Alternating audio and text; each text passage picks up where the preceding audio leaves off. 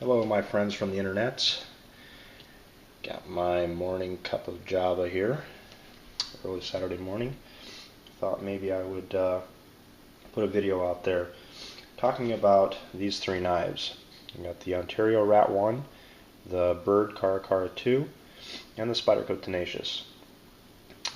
In my opinion, I think these three knives should be in any survivalist collection, or knife collector for that matter. Take a sip of coffee here.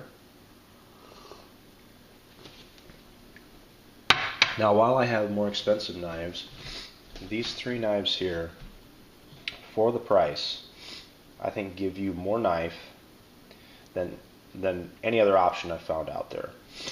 The Ontario Rat 1 is a absolutely solidly constructed knife. Has a Aus 8 blade steel. Has great length, has a great blade shape. I use this knife here.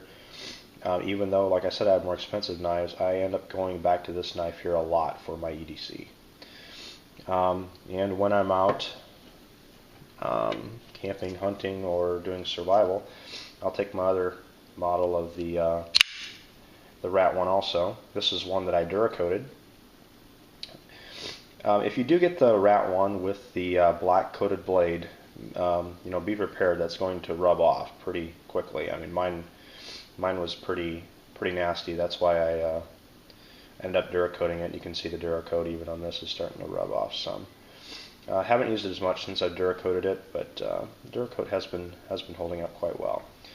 The Ontario Rat 1 uses the Aus 8 steel, and what I've discovered with that is that steel can take an absolutely wicked edge. I mean, razor sharp. I can get this thing to a point where shaving hair is not a problem whatsoever. Holds its edge fairly well. Not as good as some of your harder steels like VG10 or S30V, but takes an edge very, very easily. It takes a very, very fine, very sharp edge, and yeah, even though the edge retention maybe, I would say it's still moderate to good though. It's just an excellent knife for the money. You can pick that one up for, I think I picked these up for around $28, $30. So this one here, after I Duracoated it, the edge and everything was covered with Duracoat. I just took it back down, just put it on a fine diamond stone and just ground it back down, and just a very, very fine sharp edge on there again.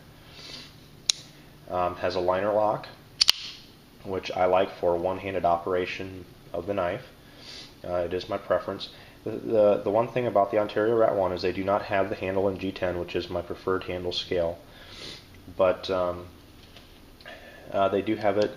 This is, I believe, an FRN, and it is it has a nice texturing, and it does not have the grippiness maybe of G10, but it does have a very good grip and perks of the knife. The handle itself is very ergonomic, very comfortable, and has some good jimping here on the back for choking up with your thumb.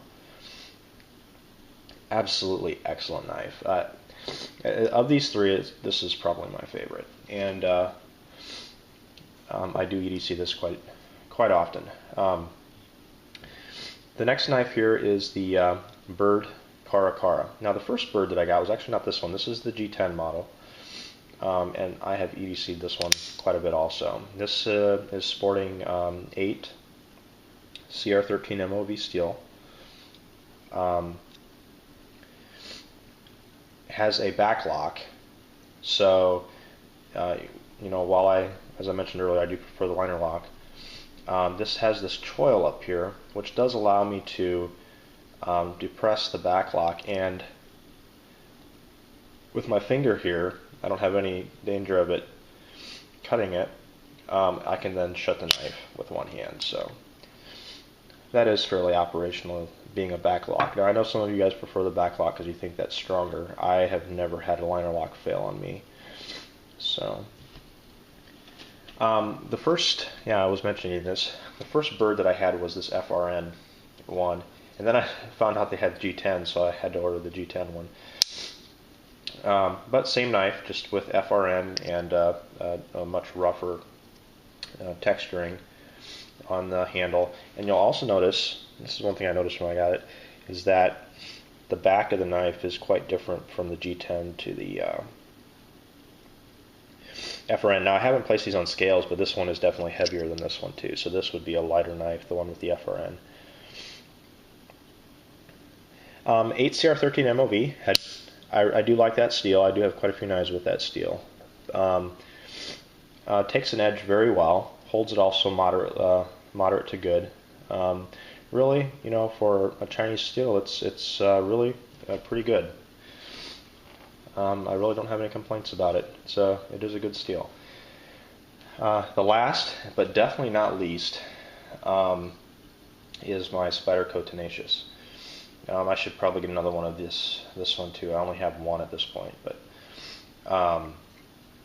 this knife is phenomenal. Very fast opening, with this good old Spidey hole. This also has the same steel as the Bird Caracar. It has 8CR13 MOV. Full flat ground blade, makes it excellent for slicing.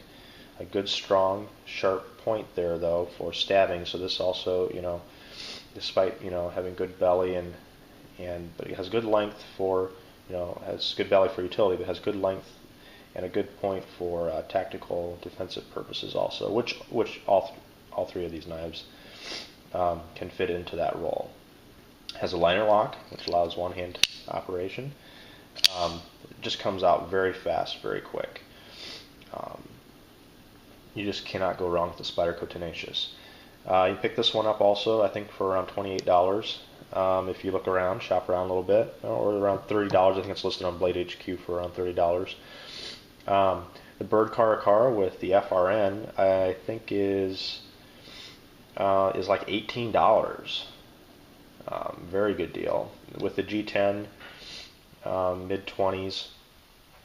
All of these knives, if you look around, you can get these under $30, and you just cannot.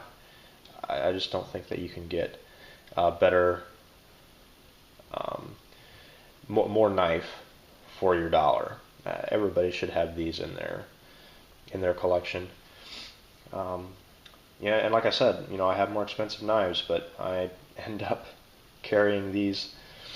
Still find myself carrying these quite often. I just love them. Especially, I don't know, I love this Ontario Rat 1. It has almost everything in a knife that I like. I do wish they did have G10 handles, but one other thing I did want to mention is on these three knives, they did it right when it came to the carry positions. All three of these have the ability to do tip up, tip down, left and right. And I say take notice, all knife manufacturers out there. Make your knife so that everybody out there can carry it the way they want to. Kershaw does that a lot, where they don't make the carry positions for everyone.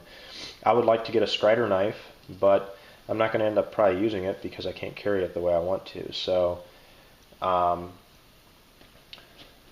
that's why I hold off on different knives sometimes, even though I really like them.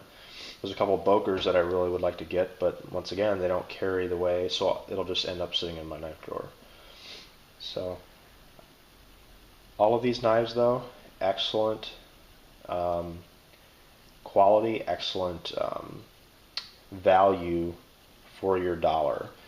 And if you don't have a lot of money, pick up just one of these. These will definitely hold up, and they're going to last for a long time.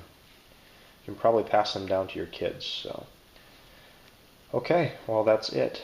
Hope you guys have a good weekend, and we'll talk to you guys later.